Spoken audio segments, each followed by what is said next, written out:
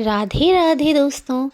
चलिए आज मैं आप लोगों को सट्टिला एकादशी की व्रत कथा सुनाती हूँ। सट्टिला एकादशी का व्रत सभी एकादशियों के व्रत में महत्वपूर्ण माना जाता है। इस एकादशी के व्रत में भगवान विष्णु का पूजन तिल से करने का विधान है। सट्टिला एकादशी की व्रत कथा कुछ इस प्रकार है। प्राचीन काल में एक ब्राह्मणी रहती थी। वह सदैव व्रत और पूजन करती थी। यद्यपि वह अत्यंत धर्मपरायण थी, लेकिन कभी पूजन में दान नहीं करती थी। ना ही उसने कभी देवताओं या ब्राह्मणों के निमित्त अन्न या धन का दान किया था।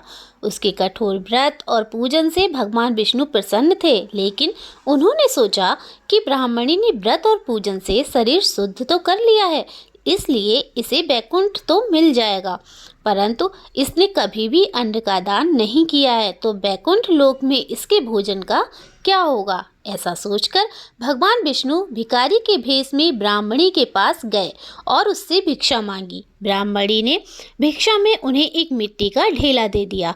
भगवान उसे लेकर वैकुंठ लोक में लौट आए।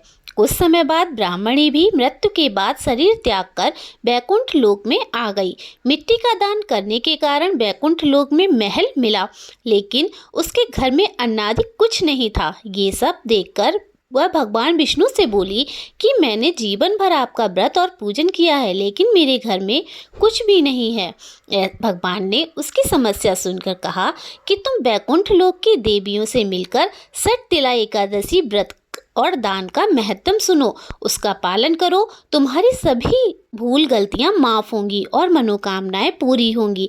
ब्राह्मणी में देवियों से सट्टिला एकादशी का महात्म सुना और इस बार व्रत करने के साथ तिल का दान किया। मान्यता है कि सट्टिला एकादशी के दिन व्यक्ति जितने तिल का दान करता है, उतने 1000 वर्ष तक वैकुंठ लोक में सुखपूर्वक रहता है। हे मेरे विष्णु भगवान, जैसे आपने ब्राह्मणी पे अपनी कृपा की, उसी तरीके से कथा सुनने वाले और सुनाने वाले और हुंकारा भरने वाले सब पर अपनी कृपा करना।